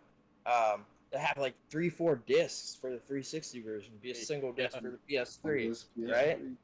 And that was like the only advantage of having Blu-ray for that generation. It's like All- the only like that- cheap way to get a Blu-ray player, essentially. That- Yeah, 90% of the Yeah. games actually played that- better on the you know- 360 versus the PS3. That was a stroke of Sony's genius from the beginning, because Oh yeah, if you look at the early PlayStation 1 models, they have AV output Yep. that hook directly to your stereo. Even now, people that don't play video games collect those because they think that was the best CD player on the market at the Yep. time. Yeah. So It still the is one of the time, best the- CD players out Mhm. out I there. agree. I have one myself. Yeah, that DAC processor. At the in there. time, the PlayStation 1 was the only way to get a really affordable home CD player plus a game system. When the PS2 DVD came player. out, Didn't it play it was DVDs your also? first Yep. DVD player. Yes, DVD Yep. players were $400 each. Right. This thing is $300. It's a game system and a DVD 3 player. in 1. Yeah. And then when you got to the PlayStation 3, it was your first Blu-ray player at a reasonable price. That's why when It's 50 now. Microsoft adopted the HD, it didn't go anywhere because you had to pay extra for that. Mhm. And we just talked Yep. about this in a Stupid video ass today. extra So drive you had to it's gonna be get. coming out here soon. I've seen that thing 4 times in the last 2 days. We've recorded the video 4 times for this video, so just wait until this comes out. Well, listen, Oh, I'll tell man. you what and the now final nail in the nobody's coffin. going to mention that thing for a year. I know, right? God damn. What could have You know helped that in- there's some lady somewhere who has 4 of those, and she's propping her bed up off the ground with it. So Wouldn't surprise me. Right. Yeah. You know what? Yeah, what Sony could've was kept smart that with. Go ahead. Shane. HD DVD drive. What could have really kept that thing alive? It was kind of on Microsoft's part. If they Having it would have built in. either having it built in, Built in. or also pushing some of the publishers to start printing some of the actual games on that form of media. And you Yes, could I have agree. gotten around the, you have a game that are 3 or 4 disc long. You could have maybe only have 1 or 2 where they HD DVD. And that's a whole conversation in itself, because I had, if I were a betting kind of guy, I would have had my money on HD DVD winning Yes. that race. Me because too. they- I adopted that at Well, the the- time. Was Yeah, well, I mean, it made sense because the reason that VHS won over Betamax was because VHS was cheaper and it was able to be produced more readily and for cheaper. Yep. So it was the same with HD DVD and Blu-ray, but Yep. People went And for it was Blu-ray. not the superior format either. Right, Betamax Blu-ray actually was Yeah, Betamax was by far superior. yeah, it was superior. Yep. Right. So, yeah, but, that's why you I know, the thought one HD DVD would win. I was a HD person. Like I was like you. I thought it was gonna stomp it into the Sure. Blu-ray into the ground. But what I failed to realize that I do now is basically what you just mentioned about not getting movies games put on HD disc. Sony owns movie studios. Sony Yes, they owns do. game studios. Sony owns Blu-ray. Of course, their movies are going to be on Blu-ray. Their games are going to be on Blu-ray. Their music is going to be Blu-ray audio. They have everything in-house. They don't have to negotiate with anyone to get that done because they could just do it themselves. Microsoft is a computer company. Sony is an entertainment company. Yeah. Right, yeah, worldwide it's- entertainment. I mean, it's What's funny Entertainment with industry. that is that even then Sony was still putting some of their movies on HD DVD, right? So Yeah, they were yeah. still I think They they did. dabbled in it also. Probably yeah, they experimented. dabbled in doing that. So it's the like Resident Evil movie, for instance. You got to hedge, man. had I noticed at the time the PS3, okay, so this is going to change the entire game. You got a system that plays your CDs, your DVDs, and your Blu-rays, right? Had I even thought about that, at that point in time, I would have went Blu-ray. But for me, I went HD DVD. I was like, okay, it's the upgraded format of what we've already had, so it's the established format, right? Yeah. So that was my thinking on it at the time. I bought that when it came out with the 360. I didn't have a PS3 yet, so I think that's just kind of my reasoning. Like, that's what I had, so I got what I Well- could get access to. Yeah. Yeah, well, Shane touched on it, and it's true because if I'm not mistaken, wasn't that available at launch, the HD DVD? It was shortly external- after. Yeah, but not at launch, okay. but it was literally like 2 or 3 months later. 3 months Okay, or so, so- after, yeah. Close If they would have built it into the system, number one, they would have saved a hell of a lot of costs instead of having a DVD drive and then an HD DVD drive, and they wouldn't be buying, from 2 different vendors, or even if it was the same vendor, you wouldn't have double costs. And then Right. also you'd be putting that into one system, even if they would have had to wait 2 months, or they didn't even have to do that because they probably already bought them all. And it's not like they were sitting there waiting on it. And in the long run, in the short term, everybody's going to be saying, "Oh man, we're going to be spending a little more on these, on making these discs and stuff." But in the long run, they're going to be going, "But we're saving money because now we have all this extra space that we can, instead of having to make 4 or 5 or 6 different discs, because you've only got it on one, and it's a more reliable long-term format." Disc rot, anybody. So they could have. They may not have won the war, but I think that the battle would have gone on a little longer had they actually put it in the system. And then on top of that, the other thing that really shot him in the foot was that additional cost. So you're telling me because I remember when I was working at GameStop at the time, I was pushing PlayStation a lot. And I could give you 100 reasons why, but one of the reasons was the wireless was built into it. You didn't have to buy it as an additional add-on. So there you go, right out of the gate. Now you've got an HD DVD player, which also plays regular That had DVDs, Bluetooth, and too. and it's going to cost you how much? So now you have something extra that looks like a sidecar on a. I mean, it's cool looking, but now it's literally becoming a sidecar on a motorcycle. So it's taking up. It's an extra damn space on that you don't have to have there, and people are going, "Where the fuck am I going to put this thing?" So Wrap the wire around it, stick it on top of the console, you have to figure it all out. Yeah. And doesn't it have if I'm not mistaken, does it have an external power cord as well, or is it powered by the system? I think it's one cord straight to the console, if I'm not mistaken. Because I've never actually seen one in my hand to look Yeah, at. buddy it. of mine did have it. Brandon, open it up. Yeah, let's see, No, Brandon. it has external power. Yeah. So 2 cords. Yeah, so connect 2 to the fucking Okay. cords. console, Even worse. External power supply. So I mean, they really shot themselves in the foot. They might have been thinking, "Hey, we sell something extra and we get some more money." No, you should have.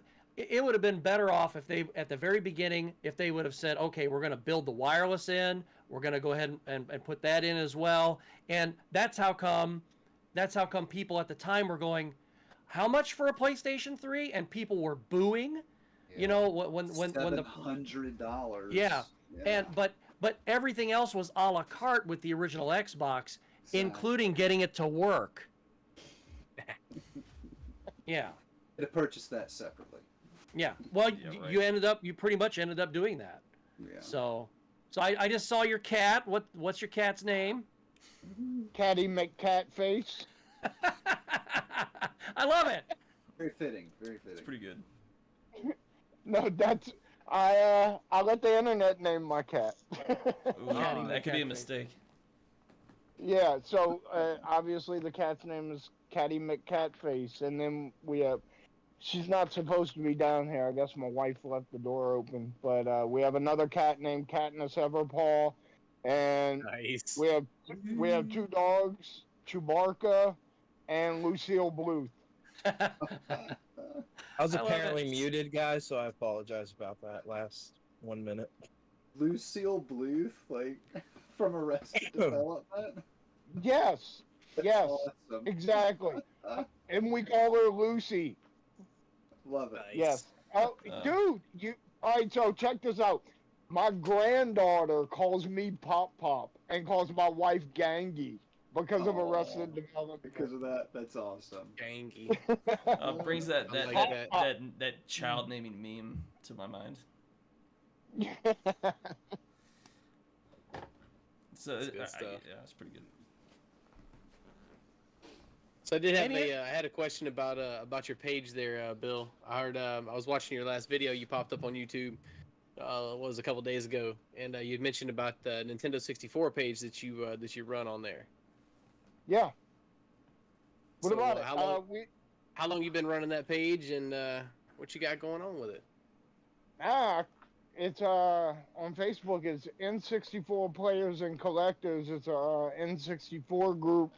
I don't know. I think I created it like 2 years ago. I was a member of a large N64 group that was pretty negative and toxic at the time. I think I'm part of that group. I think I know what you're talking about. Are. Yeah. Well, it's that group is much better now, but some people that were admins there caused problems for a friend of mine for no reason. You know, when he wanted to know why he was treated a certain way, they banned him, and I was just like, that's it, Vandal. We leave, and we're gonna go start our own group with hookers and blackjack, and we did. I didn't actually. So we started the group, and for probably the first 3 weeks, it was just me and Vandal before we got our first member. And I don't know, it's just kind of one day it rolled along slowly, and then one day, probably about a year and a half ago, it probably took like 6 months before we hit 100 people, and then we went from 100 to over 12,000 in a year. Yeah, Damn. You're I'm looking at it right now. Yeah, I was actually just looking it up as well. It's crazy how fast that group grew. Absolutely insane. That love for Nintendo 64, man. People love that shit. Oh yeah, definitely. I know. Billy's got his presence in that group, though. You make that group something a little bit different, in the fact that I see Billy all the time giving birthday shout outs. I think I've seen like an anniversary shout out, just different things that makes people really enjoy being in that group. You know what I mean? It's a little bit different than most groups. Like he's really on the floor with those people. So that was really like a big thing for Vandal and I. We talked about when we're like, what kind of group do we want to have? You know, what kind of group do we want to be members of? And basically, we boiled it down to we want to treat people the way we would like to be treated, and that's how we would like everyone to behave. And we would like to see a safe, comfortable place for people to make transactions between each other, and not everything has to be suspect. Somebody's always ripping somebody off. So You know, everybody keep an eye out for everybody. You be good to me, I'm gonna be good to you. Right. So you know, you can tell me I'm censoring free speech or whatever. I'll take it. I'll take the hit on that. You know what? To an extent, yes, because I want to keep my group positive. Right. If you're overly negative, you're saying too much out of pocket stuff, and you're bringing the vibe of the group down, you're gonna go. But as long as you're respectful to everybody, I don't care what you have to say. You Yeah, know. that's kind of the way. That's kind of why we run Game Central Station as well, man. It's like it's just Yeah. it's all about the positivity in the community. We don't want any Yes, opinions are opinions, and everybody's got their own. And like you said, to an extent, I definitely can see other people's opinions also, but when they're just a little bit on the edge, there, it's like, come on, guys. And then they take it over that edge. It's like, all right, I'll just either delete your shit. I don't. We just don't have to make a big certain scene about it either. Like, it's just like, okay, bye. That's it. There's a difference in saying, that you're stifling free speech versus saying we're trying to keep it civil. And that's what it is, because if two people start yelling Coke Pepsi, and somebody throws RC on somebody's face, then it's time to tell them, all right, to a different corner, please. That's not stifling free speech. That's just keeping people's heads level. That's all. Yeah, that's just. That's how it goes. That's not banning somebody on Facebook for saying 4 words. You're also just going to have those type of people come into groups, like know. the Nintendo buy, sell, and trade page that I help run. The over like 20,000 people. You just get those people in there that are just absolutely ridiculous. Just want to come in and troll shit. Just want to come in and troll. You see it on their posts too. Yeah, you can see all their posts are only comments on other people's shit, and it's always negative stuff. Like, I mean, you can pick those people out just like freaking candy. I mean, they're there. And the funny thing is, you have to pick them out because they're gonna raise their hand and let you know exactly who they are. Exactly. They want the attention. That's what a troll is. They want just attention. go back to the dark side of Twitter, please. I think that's one of the good things too with like the Game Junction Lounge right now being at a smaller number, almost 700, is that there's never been an issue. I've never had an issue on there. Obviously, when you grow people, that's going to happen, and I've seen that because I've helped grow groups. There's other groups that I started as well with other people that you just hit over that 1K mark. They just start coming in at that point. It's just there's nothing you can do about it. So I think the reason how there's 2 reasons how come. It's because you're building a positive community, number 1, but number 2, since you met me, I've got my 4-year-old daughter, and I'll make them babysit her. So it'll be like, you be good, or you got to take care of this kid for a couple hours. I'm telling you, they don't want to take mine. I promise you, they'll back out after the hour point. For sure. Also wanted to talk about, Bill, you had mentioned that you were going to start selling on Drip. I've heard of Drip from another guy that one of our vendors that came out to our last event. He had mentioned that, and I think he was actually doing some Drip streams there. You heard about it from Kevin? Yeah, Kevin Young. Yep. Yeah, Kevin's a great guy. Yeah, he's actually local to us. He came to our last event that we just did a couple weekends back. Freaking awesome dude. It's the first time I got to meet Kevin. He's a really, really cool guy. Yeah, I've talked to him a lot. He actually introduced me to Drip. I believe we met on Reddit, of all places. Oh, nice. And, that's a big ass place to meet. Yeah, right. I was on Whatnot for a long time, and I pretty much just stopped because not only was the deck stacked against every single person that is not a Whatnot sponsored seller or Whatnot partner, the deck is stacked against you. You 100%. Will not succeed. It's not possible for you to succeed. 80% of Whatnot's buyers are also sellers. So people are just, dude, it's a cannibalistic thing to where you're just going to other auctions to buy their stuff for inventory. But so you're not going to bid more than 50% of retail because you want to resell that and make more money. So you can't get your money. They lie about how much fees they take. Um, the percentages are way off. They're charging a crazy shipping to the customers. There was just a bunch of unethical things that I couldn't get my head around and I couldn't align myself with morally. So after talking to Kevin, I decided to check out Drip, and I've been in contact with the higher ups at Drips for a month now. I did my first stream on Friday night. It went pretty smoothly overall. I had a good time. And I'm gonna say at this point, during all the conversations with them I've had and everything, I'm gonna say everything is on the up and up, and it has been nothing but a pleasant experience. I mean, they said, "Hey, we're taking this percentage as our cut," and guess what? I did the math myself when I was done, and it was that. That's what it much. was. Nice. Like, That's Yeah, what they should be. I mean, unlike if that's what they're going eBay. to say they charge, it should definitely be that amount.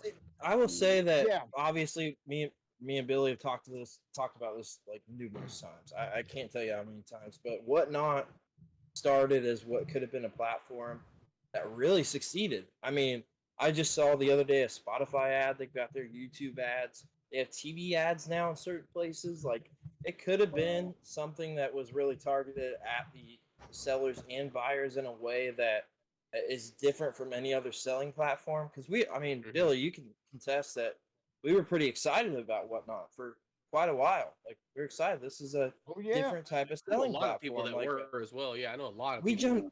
jumped into it like just a few weeks after they started really advertising the retro game category. Was in it right then. I was like, okay, this could really be something. But after someone that's not a promoted seller, even after their first Whatnot stream, that viewership just goes completely down, completely, 100%. And I can confirm this, having talked to probably over 20 people that said, yeah, our first stream went really well. Just just a few weeks later, everything went downhill with Whatnot, just super rapidly. See, I think Retro Rick was talking about. I think he still sells on Whatnot, but then again, Retro Rick is he's pretty big anyway, so he's going to be sponsored. Yeah. So it's just like, yeah, I guess. Back on that one. He's not selling on there, but he is on Whatnot. I mean, on Drip, because he was in my stream the other night. Okay. And I've spoken to him a couple times on Drip. I don't think he's a seller on there, but he is a buyer. Okay. Of all the, because I've followed a lot of people over the past 3 or 4 years, and there's been some people I've gotten interested in, and of course then I'm like and then I forget the gal's name. I wouldn't even say who she is, even if I do remember who she is. She's in Great Britain, and she has an interesting channel and everything. But here recently, it's like when that Amiga 500 came out, it seemed like every video she was making was an Amiga 500 video, and that's fine. Yeah. That's fine. And it was like, this and this, and it was just like, okay, we used to do other stuff, and she had a very unique channel in some respects, and then eventually I just kind of stopped. So, but I stumbled onto Retro Rick, and I started watching his channel, and I just really dig what he does there. He's very entertaining, and like his editor, Ricky, he's entertaining as well. And then he just bought that store here. He just had a nice big tour of the store that was already established. I forget the name of it right now.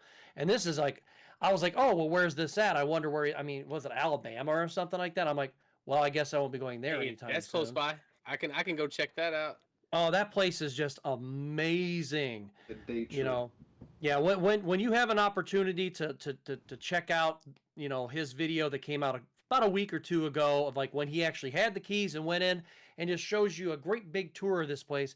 It's like a store and a museum, and he's just going to be expanding upon it because they have all kinds of room in that place, and he's just like, I'm going to go ahead and make this thing work.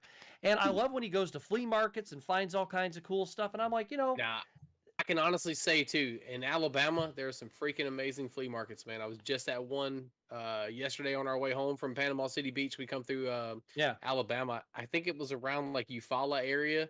I don't remember the name of the flea market, but we found some awesome shit there. Like the PS3 3D TV. I found one of those sitting on the damn table. The guy's like $200. I'm like, no fucking way, I'm not paying you $200 for that TV. Walked away with $50. I paid the dude $50 for it.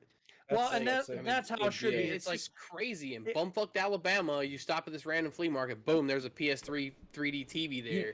You know what? People have a lot of good luck. Got my little People have a Rampage lot of stretchy. good luck. Hey, look at that. You know, like. I'm not saying that people need to give things away, especially if it's at a flea market or a garage sale, but when they're not willing to part with it and they want to put it back in the basement, you know, have at. Yeah, but it's like, you know, I mean, otherwise put it on eBay and go ahead and just let people bid on it, you know, because, you know, you're not, it's just going to sit there not doing anybody any good. But if, you know, since that dude was willing to deal with you, excellent. Yep. You know, exactly. And I'd asked him too, because like I was like, well, you know, do you take Cash App or PayPal or anything like that? He's like, no, I only do cash only. And I was like, so you don't sell online or anything like that either? He's like, no. He's like, just straight do flea markets only. So it's like, you know, you never know what the hell you're gonna find when you stop at one of those places. You know, you're gonna, you may find like 40 tables of bullshit that you would never want to buy or even look at. But then, you know, you find that one booth that's got that one thing, and that was literally the only gaming thing he had besides like some Magic cards. The freaking TV sitting down there had the 3D glasses with it and everything. That's cool. And then awesome. You find like some booths that are actually like people that are selling video games. And one guy's booth had a shitload of, you know, all kind of old games. I got original Xbox games from him. Picked up a couple of those. Oh, you picked up the thing. Ugh. Speaking of that TV, while you're talking, don't be hating on the thing. I'm sorry. I tried playing that game. He had like the old school original Xbox console backpack. Yeah, like I the need actual to get that off backpack version. So like, it's $10. I'm like, why am I not going to buy that for $10? Like, hell yeah, you know? Right. Let's go. I sold off. I had 4 prototype of those 3D glasses, right, for the 3D TV. Sold them off for $250 a piece, just about. Damn. Yeah, I got those from a PlayStation employee. I met up with a PlayStation employee. Got a dev PS2 console, a mock-up PS2 console, which was essentially like a display unit with nothing in it. Yeah, I got those are worth all that. Yeah. People were hard on the. It's essentially like just the 3D glasses with a straight USB plug for them. Right. So like you could hardwire them in. They work better. You could use them on your current 3D TV. It's kind of. You got any other topics, guys? Well, you know, we may as well just go ahead and touch on it real quick. Of course, we got Torg coming up in a couple weeks, and that's going to be in Columbus. So, you know, I've never heard of it. I mean, I know you two are heavily involved with it, of course, but I'm very excited. I've only been to 2 expos ever, and that was this year. And Torg, I cannot wait. I'm very, very excited. It'll be fun. It's going to be a good time for sure. Sounds like it. We have a promo video coming out for that as well with me and Scott. Yep, I'm far away. We've come. Did you say promo or porno?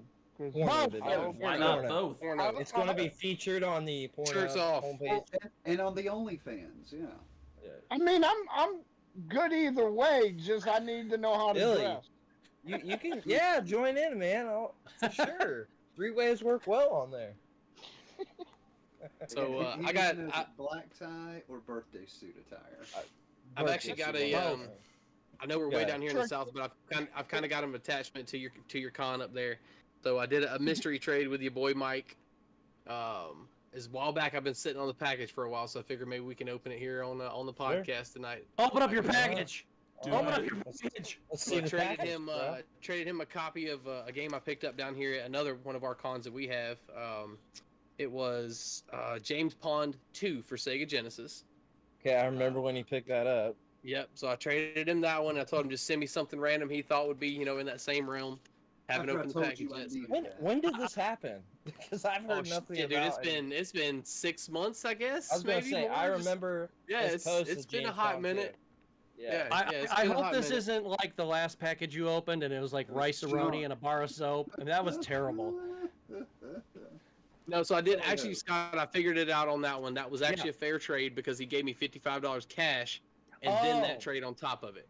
Okay. So we were good on that last. All right, good. I love these mystery trades, Bill. I don't know if you ever do these or not, but like, I'll send somebody a game that they need out of my shit, and I'm just like, send me something that you think's, you know, in the same realm of value wise, you know, or we'll come up with a value. You get 10 copies of Tetris. Exactly. Oh, it's a Barbie game. So this is on Mike. So if it's a shit trade, y'all got to give Mike some hell at the convention. Let's see what we get here. So for James Pond 2, we got Mortal Kombat. Okay. It's a pretty fair trade. Oh, hold on. Open it up. See what's wait inside. a minute. Gotta make sure Got a it's right. signature on it. It's a fucking Paul signed. Is it? Paul Nehemiah? It's signed by Paul Nehemiah, bro. All right. Yeah, look at that. No, wait a minute. That says King Diamond. Look at that again. Yeah, right, exactly. I guess I should Paul's a probably good know it friend that of way, 'cause mine. that's the way He signed it. He signed all my Mortal Yeah, Kombat dude, stuff that he's is involved fucking with, too. sweet. That is awesome right there. Dope, not gonna That lie. is dope. So I'll actually That's put that it. beside my copy of what did I get at the Southeast Chacon. Game Exchange? You got Yeah, Chacon Chacon. signed. I got Chacon signed. So I'll It stick would have that been beside that. funnier if it would have been signed James Pond. So. Oh, that'd have been sweet. Sign it, James Pond. Well, hell yeah, appreciate that trade, That's Mike. cool. That's We're nice. planning to have Paul on here on the podcast. Hell yeah. Oh, I have to Yeah, mention you're signed. that and have to Sure. show him his game Sure. I got signed. He's a cool dude, for sure. Oh, that sounds Dope. pretty dope. Is everybody here going to Torg? No. I live. I'm like down in Us 20 hours three on the away. top. Us three on the top. Nobody else lives in Ohio, so. I wish we were closer. We'd be there, bro. It's only like I a know. Dude, 20-hour drive for me. I'm upstate New York. I'm going. A lot closer. Shane and Tony are kind of lame. Mark's just. Yeah, you know. I don't have an excuse for Deal Mark. with Us it. Mark. Georgia boys down here. We also- don't get out much. It's also like $600 Yeah, you know to what? do a flight round trip. I'll tell you what. We're definitely going to try to have everybody out at least next year. We started this podcast at a point where like we would have had like way in advance for people. We to come need out for this. something like that. But we'll work something. We'll definitely out get in together that at some regard. point for sure. For sure. But yeah, we got any more topics, Tony? I haven't been able to check the list. Yeah, I think we pretty much got through about everything we had on there. All right, cool. The cool. pertinent stuff. Yeah. That's All right, Silent Hill 2 well, news, man. That was the shit. Well, of course what's we're gonna going on, put it. Silent We're gonna Hill. put it in. We're gonna put it in the comments and the descriptions and stuff like that. But Bill, where Mr. Billtendo, where can people find you on the internets? Oh, pretty much anywhere. Just look up Billtendo. I'm on Instagram as at Billtendo_. On Facebook, most easily found in N64 Players and Collectors group. Also, Billtendo.com. I forgot I have a web store. I guess I need to do something. Man, Yeah. I've been Hell so yeah. busy. lately, There's I too forgot I much have a going web on. store. I forget that I'm Oh. on social media. I'm like, we have like 3 other socials I haven't checked. I'm done. Yeah. And check this out. Because I just got a TikTok, so I'm learning. But You're you're running banging smooth. on there too, Yeah. dude. You're Nice, doing good. nice move. I've been watching. I'm You're ready. doing I'm pretty ready. Hell yeah. Hell yeah. Nice. Well, Looking forward Billy, to it. we definitely appreciate having you on tonight, man, and I'm looking forward to being able to see you at Torg. You know, me and Scott will both be there, so it's gonna be a good time, man. Yeah, we'll be But, definitely yeah. shooting video for Game Junction and for Game Yes. Closet for sure. Cannot wait. And 100%. like Nice. and I was telling Brandon earlier, and I did, and in the video I did put Torgman on notice. Yes, I you need did. I need a hug and I need pictures. Yeah. So yeah, absolutely. But yeah, we appreciate having you on here tonight, man, and obviously all Absolutely. the staff that's Dope. been here tonight. It's Stuff. Nice meeting you, been a sir. blast. I appreciate sure. it. Thank you for letting me come. For Yes, sure. We'll sir. have you back on again, man, and yeah, we appreciate everybody watching tonight. Just give a like, comment, subscribe on the YouTube. Give a follow right. on the other stuff, and yeah, we'll be back next week. Oh, and hey, Okay. before we go, I'd like to do a shameless plug. Sure. Do it. Real shameless plug. Coming up this coming Friday on Game Closet, the top 10 horror titles that I've chosen for this year. And then, of course, at the end of the month, we'll be having something very special for the Halloween special on the 28th. So I'm not going to give that away right now. So yeah, just a shameless plug there because God, I've been working heavy on these videos, and I really want you guys to see this stuff because I think, especially the one at the end of the month, I think you're really going to like it. I've gotten a preview. It's pretty solid. So I put a labor of love into this for everybody who wants to watch. So please tune in to check get it that out there for sure. I'll make sure to troll in All the right. comment section. Yes, troll. Well, we Trouble appreciate away. everybody watching tonight, and we'll be back again next Sunday at 8 p.m. Eastern Standard Time. All right, Good guys. time, y'all. See Thanks, ya. everybody. Peace. Victory.